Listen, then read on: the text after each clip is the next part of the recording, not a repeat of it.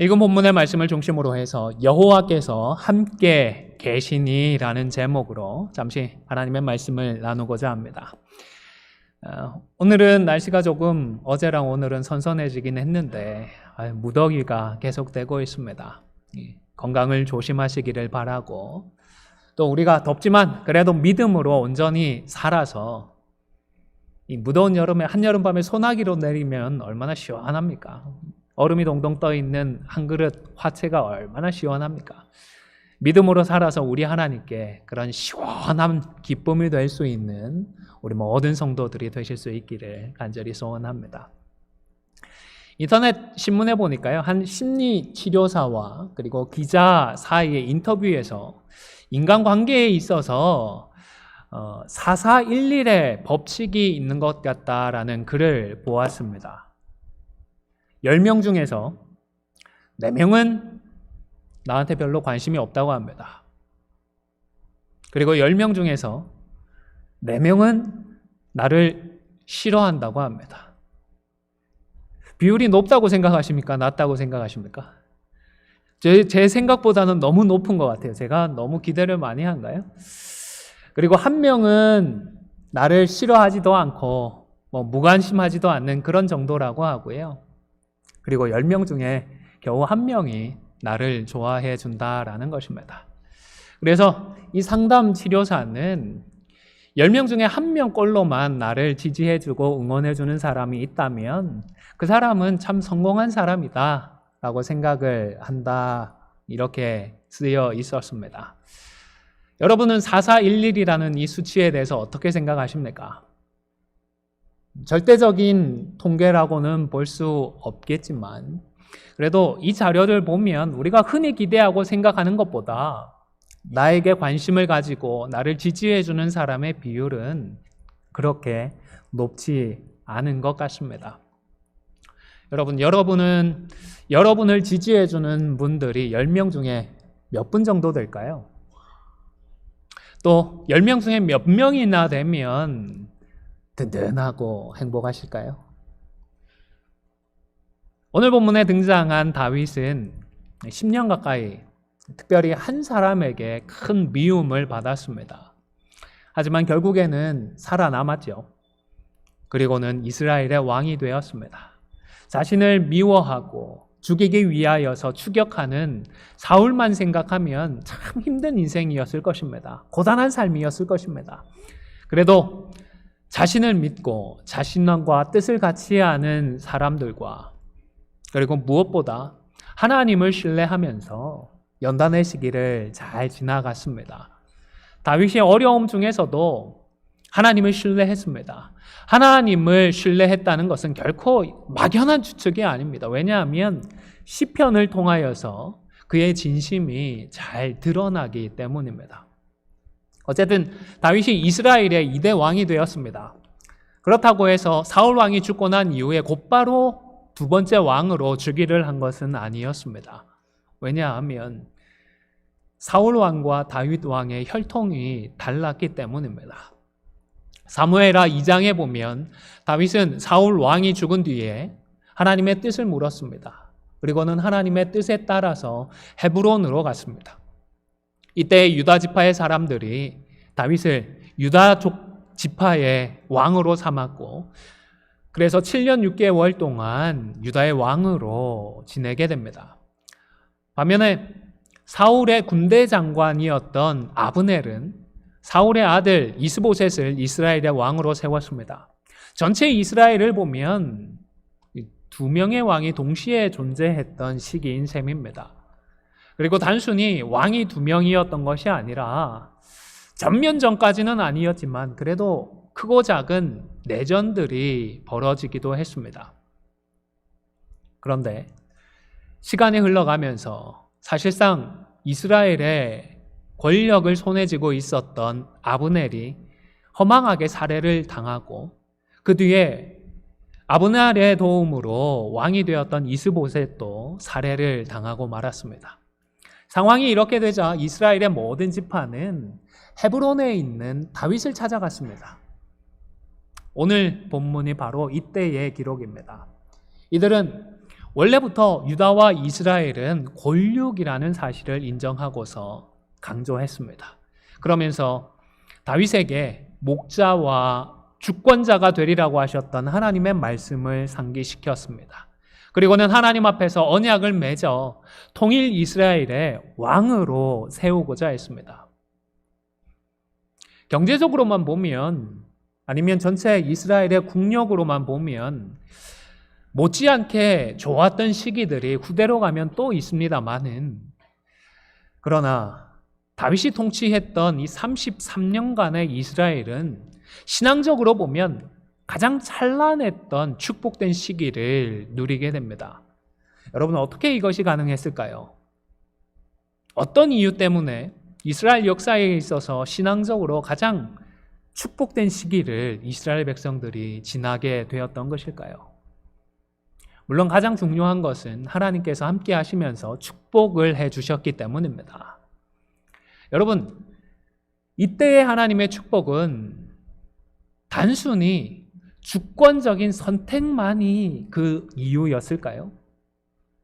이스라엘 백성들은 아무것도 하지 않았는데 그저 하나님께서 이번에는 한번 은혜를 줘야겠다 싶어서 이들을 33년간이나 축복해 주셨던 것일까요? 하나님께서 아브라함을 택하신 것은, 그리고 아브라함의 후손을 통하여서 하나님의 자녀들, 하나님의 백성들을 삼으신 것은 주권적인 선택이었습니다.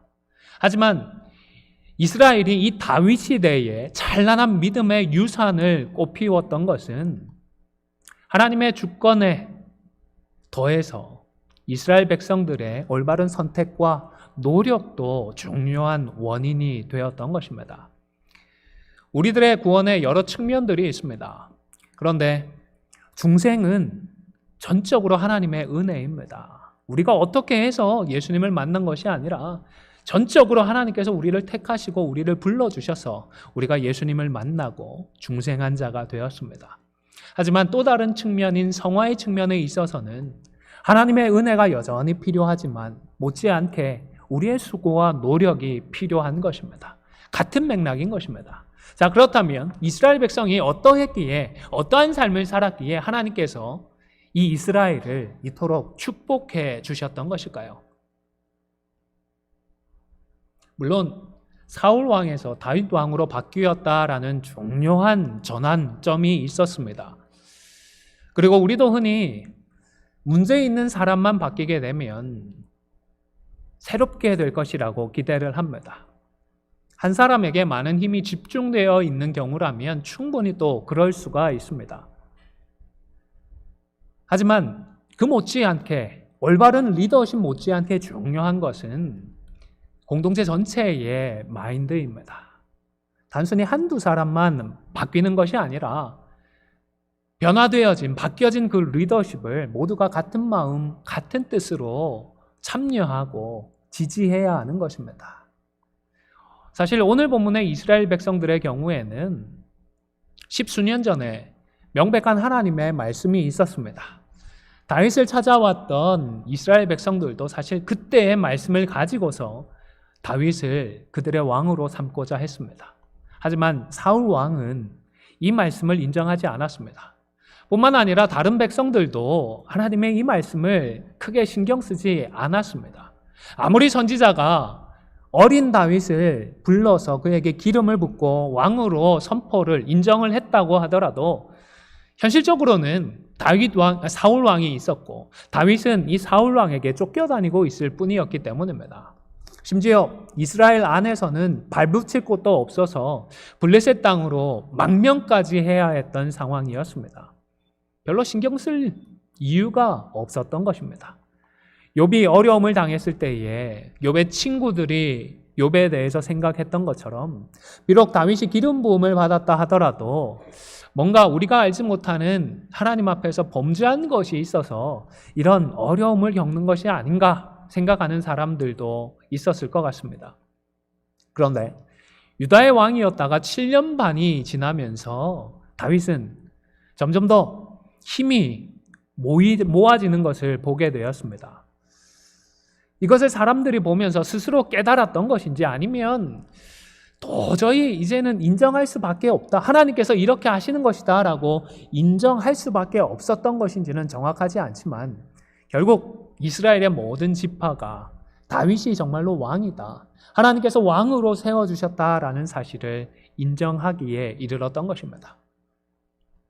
그래서 모두가 함께 하나님의 뜻을 인정하고 하나님의 새로운 역사에 동참하기를 시작했습니다. 그러니까 모든 이스라엘 백성들이 함께 한 마음으로 한 뜻으로 하나님의 뜻에 참여하기 시작하니까 역사상 영적으로 가장 찬란했던 시기로 기억되어지는 그 다윗의 시대가 새롭게 펼쳐지기 시작했던 것입니다. 사랑하는 성도 여러분, 하나님은 수천 년 전에만 살아서 역사하시는 것이 아니라 지금 우리와도 함께 하시면서 우리 가운데에서도 살아 역사하고 계십니다. 살아계신 하나님께서 완전하신 뜻과 계획으로 우리를 여전히 인도하고 계신다라는 사실을 인정하고서 우리 하나님의 뜻에 기꺼이 한 마음으로 동참할 수 있기를 축원합니다. 물론 하나님께서 말씀하시는 방법에 있어서는 과거와 오늘의 차이가 있습니다. 다윗의 시대에는 직접적으로 하나님께서 말씀을 해주셨습니다. 하지만 이러한 방법은 사도행전 1장에서 사도들이 마띠아를 제자로 포함했던 것을 마지막으로 해서 새로운 방법이 시작되었습니다. 왜냐하면 오순절에 성령 하나님께서 한 심령 가운데에 교회 가운데에 임하셨기 때문입니다. 우리 가운데 내주하시는 성령님께서 겸손하게 기도하는 성도들에게 하나님의 마음을 알려주시고 하나님의 뜻을 알려주시기 때문입니다. 기도하면 성경 말씀을 통하여서 우리가 알고 있는 그 하나님의 뜻을 가지고서 구체적인 사안에 대해서 어떻게 선택하는 것이 하나님 마음에 합당한 것인지 우리가 깨달을 수가 있는 것입니다. 그래서 초대교회에서 7 집사들을 세울 때에는 하나님께서 직접 알려주시거나 제비를 뽑지 않고 성도들이 7사람을 직접 택했습니다. 그렇기 때문에 우리도 함께 기도하면서 성도들의 투표를 통해서 하나님의 뜻을 확인하고 있습니다.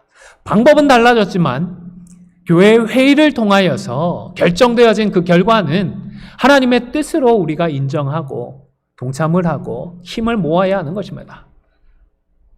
무엇보다 성경을 통하여서 우리에게 하나님의 뜻들이 알려지고 있습니다.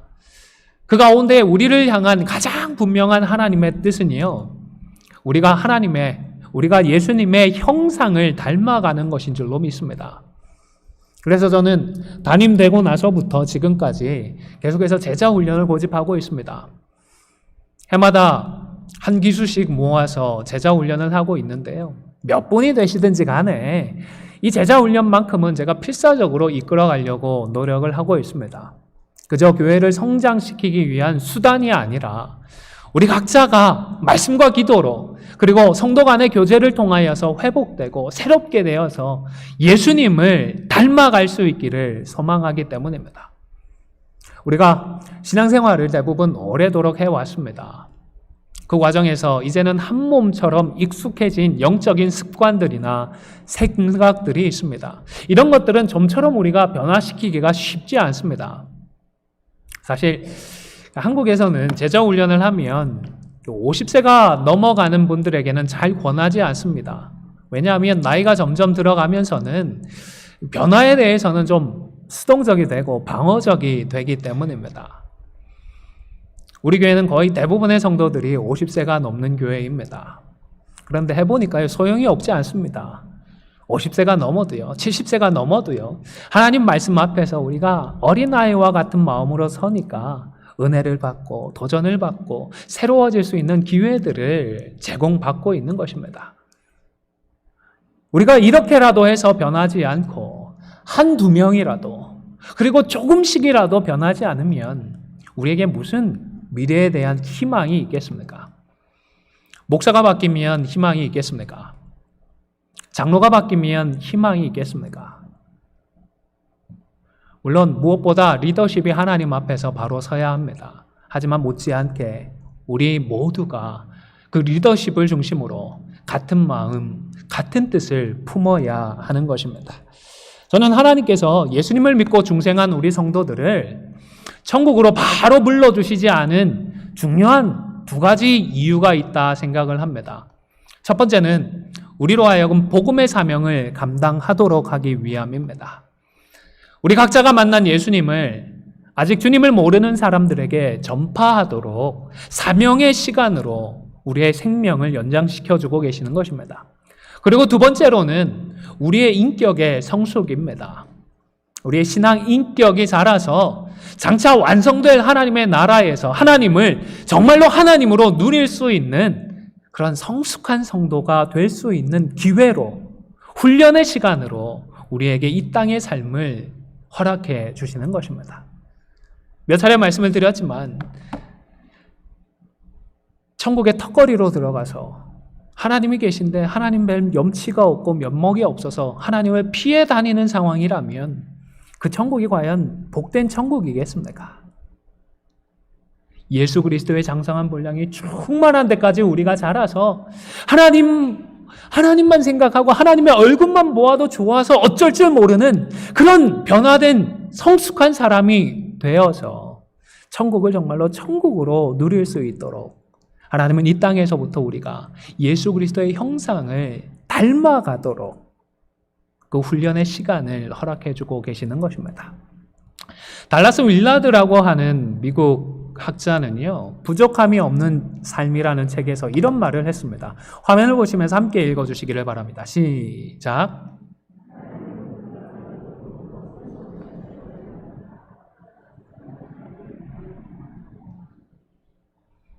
저는 전적으로 이 말에 공감을 합니다. 완전히 사실은 동의합니다.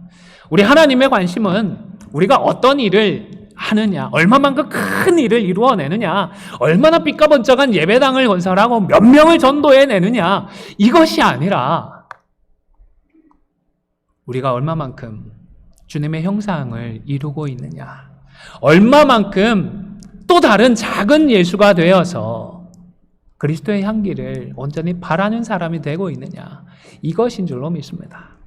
사랑하는 성도 여러분, 하나님의 말씀과 그리고 하나님께서 우리에게 허락해 주신 일들과 그 과정들을 보면서 우리 하나님의 뜻을 깨닫고 겸손하게 인정을 했던 이스라엘 백성들처럼 우리도 하나님의 뜻 앞에서 한 마음 한 뜻으로 그 하나님의 뜻을 인정하고 동참하여서 다윗의 때와 같은 새로운 영광스러운 안디옥의 그 시대를 열어갈 수 있는 저와 여러분이 다 되시기를 간절히 축원을 드립니다. 6절부터는 이제 통일 왕국의 왕이 된 다윗이 예루살렘으로 들어가서 그곳을 차지하는 과정이 기록되어 있습니다.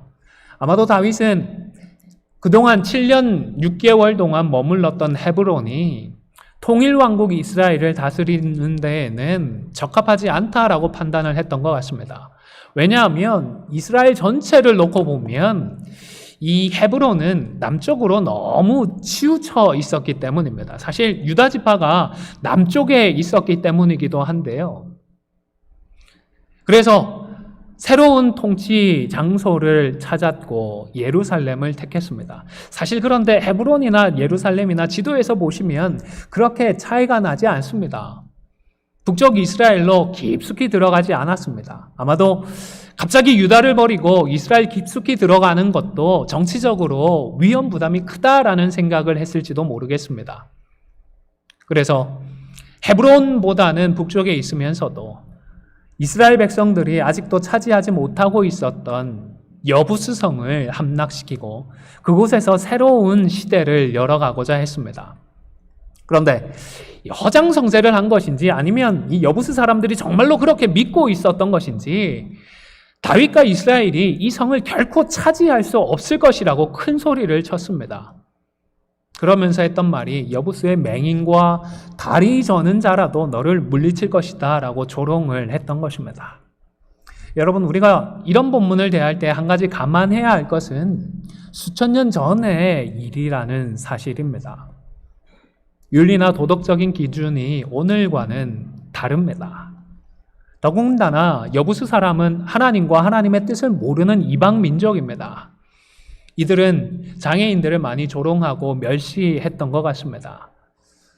그들이 알지 못하는 죄를 지어서 신에게 마땅한 벌을 받는다라고 생각도 했던 것 같습니다. 그렇다고 해서 다윗도 같은 생각을 했다라고 보기는 어렵습니다. 왜냐하면 다윗은 하나님의 은혜를 아는 사람이었기 때문입니다. 그래서 실제로 무비보셋이라고 하는 요나단의 아들을 기억하고서 그에게 하나님의 은혜를 베풀었습니다. 왕이 이르되 사울의 집에 아직도 남은 사람이 없느냐 내가 그에게 하나님의 은총을 베풀고자 하노라 하니 시바가 왕께 이르되 요나단의 아들 하나가 있는데 다리 저는 자니이다 하니라. 이 무비보셋은 사울 왕과 요나단이 죽었다는 소식을 들은 유모가 어떻게든 살아야 되겠다, 살려야겠다 싶어서 이 어린 무비보셋을 안고 도망을 치다가 그만 떨어뜨리고 말았습니다. 이때의 사고로 다리를 절게 되었는데요. 다윗은 무비보셋에게 장애가 있다라고 해서 조롱하거나 멸시하지 않았습니다. 마치 자신의 친아들처럼 대우했습니다. 그래서 왕자 중에 한 사람처럼 왕의 상에서 먹도록 해주었던 것입니다. 그런데 하나님의 은총을 베풀었다라고 할 때에 여기서의 은총이라고 하는 단어는 원어적으로는 아마 한 번쯤은 들어보셨을 단어인 것 같습니다. 헤세드라고 하는 단어인데요. 우리말로는 은혜나 은총이나 호의와 같은 단어로 번역이 되고 있는데요. 딱 들어맞는 번역은 아니라고 합니다. 우리말로는 정확하게 부합하는 한 단어를 찾기가 어려워서 그런데요. 헌신하는 사랑, 희생하는 사랑, 조건이 없는 사랑 이런 정도의 의미로 생각을 하시면 되겠습니다. 마치 하나님께서 우리를 사랑하시는 듯한 그 사랑의 마음을 다윗은 장애인들에게도 가지고 있었던 것입니다. 물론 요나단을 기억하기 때문이기도 했지만 장애가 있는 무비보셋에게 은혜를 베풀었다라고 기록한 것은 그의 장애에 대해서는 별다른 선입견이나 차별적인 마인드가 없었다라는 사실, 혹 있었더라도 오히려 그것을 뛰어넘는 은혜의 마음이 다윗에게 있었다라는 사실을 보여준다 싶습니다. 그런데 여부수 사람들이 이렇게까지 큰 소리를 친 이유가 있습니다.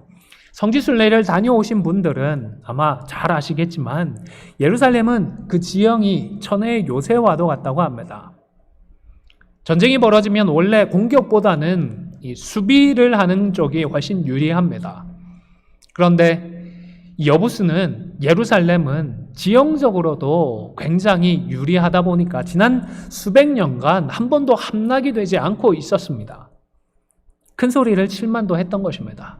하지만 다윗은 이곳에 물 깊는 통로가 숨겨져 있다는 것을 알았습니다. 언제 어떻게 그 사실을 알았는지는 우리가 알 수 없지만 다윗은 부하들을 이곳으로 보내어서 결국 성을 함락시킬 수 있었습니다. 이 화면에 보셨던 그 기혼샘, 원래는 아마 저런 식의 호를 따라서 두레박을 내려서 물을 길어서 올렸던 것이 아닌가 싶습니다. 히스기야 때에 전쟁을 치르기 위하여서 물길을 터서 터널을 뚫어가지고 실로암으로 흐르는 길을 만들었다고 하는데요.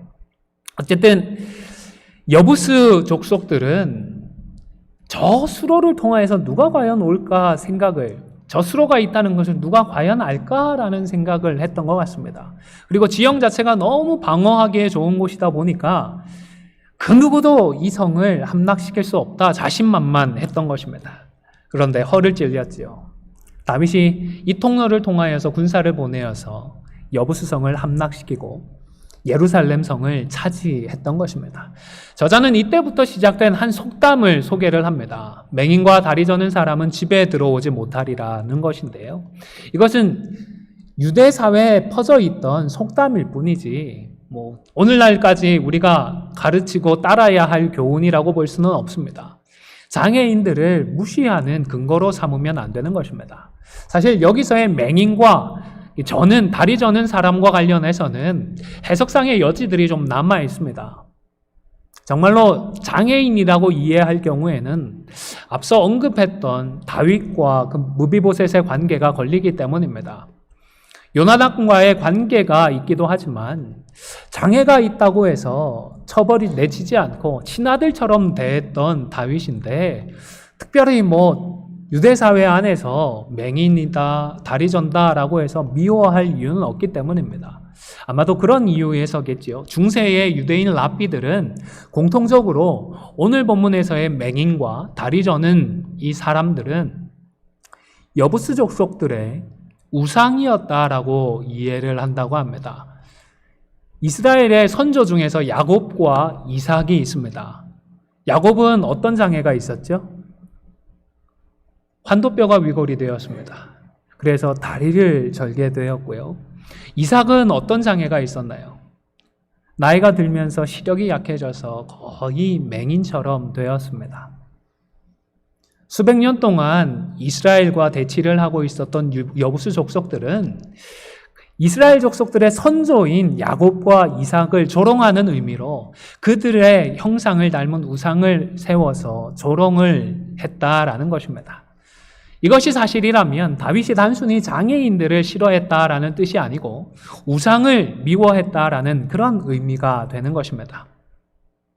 유대인 랍비의 해석을 따르지 않는다면 장애인들만으로도 충분히 방어할 수 있는 난공불락의 요새라는 의미나 아니면 부상자들만 남아있더라도 끝까지 우리는 싸우겠다라는 필사적인 결의를 표현한 것이라고 이해를 하면 될 것 같습니다.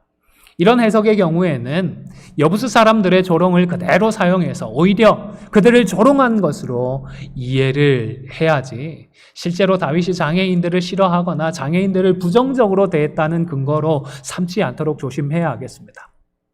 이날 다윗은 여부스 사람들을 소탕하고 예루살렘을 기어이 차지했습니다. 그리고 그 산성에 살면서 그 이름을 다윗성으로 지었고 밀로에서부터 성을 둘러싸았습니다.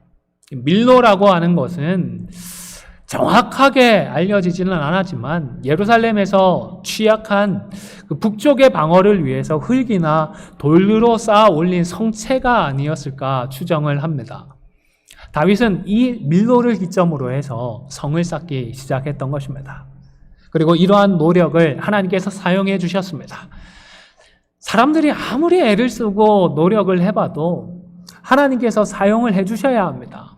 하나님께서 허락을 해 주셔야 열매를 맺는 것입니다. 다윗도 지혜롭게 행동을 했지만 무엇보다 이런 다윗과 하나님께서 함께 해 주셨습니다. 그래서 오늘 보면 10절에 보면 만군의 여호와께서 함께 계시니 하나님께서 함께 계시기 때문에 다윗이 점점 더 강성하여져 갔다라고 했던 것입니다.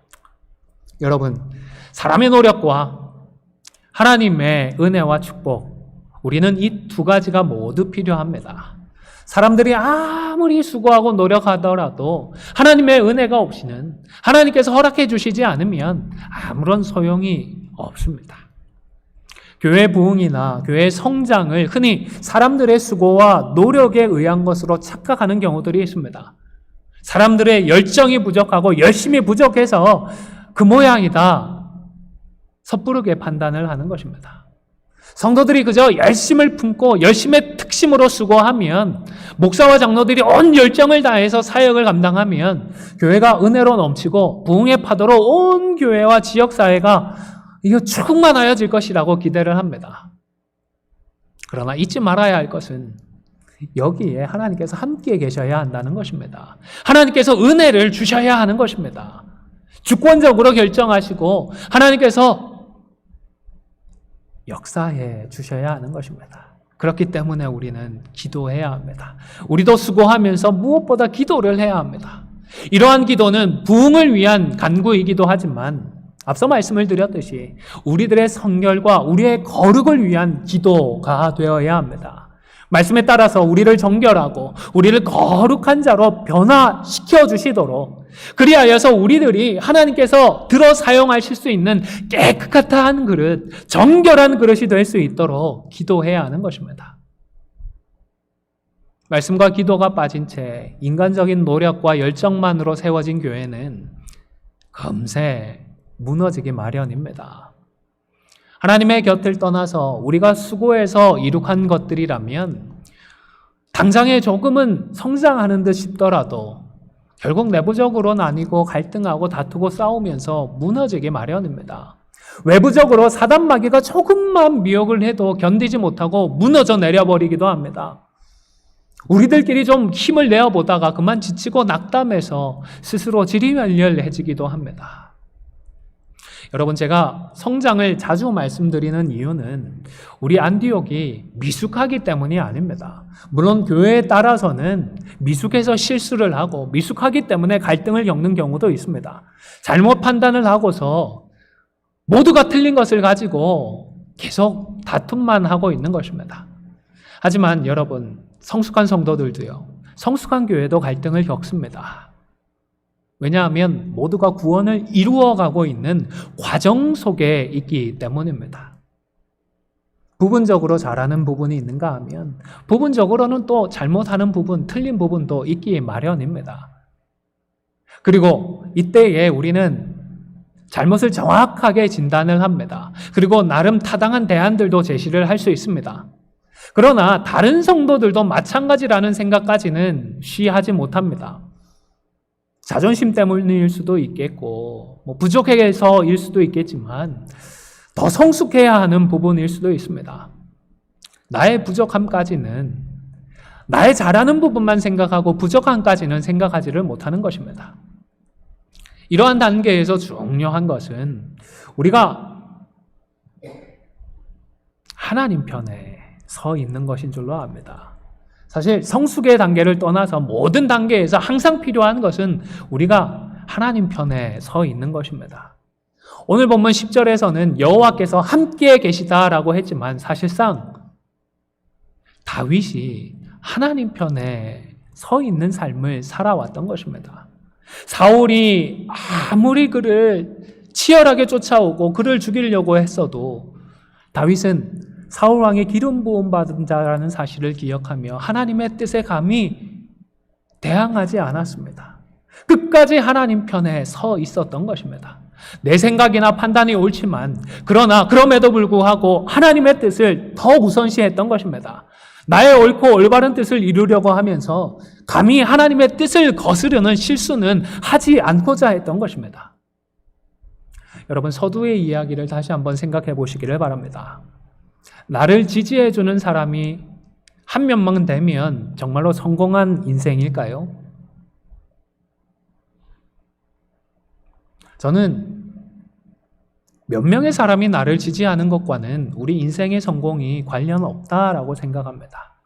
정말로 성공한 인생은 하나님 편에 서 있는 인생이기 때문입니다. 하나님 편에 서 있기 때문에 하나님께서 지지해주는 사람, 하나님 한 분이 믿고 응원해주고 신뢰해주는 그 사람이야말로 참으로 인생에 있어서 성공한 복된 사람인 줄로 압니다. 아무쪼록 우리 하나님과 동행하면서 하나님께서 함께 하시는 복을 누렸던 그 다윗처럼 하나님 곁에 굳게 서서 당장의 이 현실과는 상관없이 하나님과 함께하는 축복된 하루하루를 살아가는 저와 여러분이 다 되시기를 주님의 이름으로 축원을 드립니다.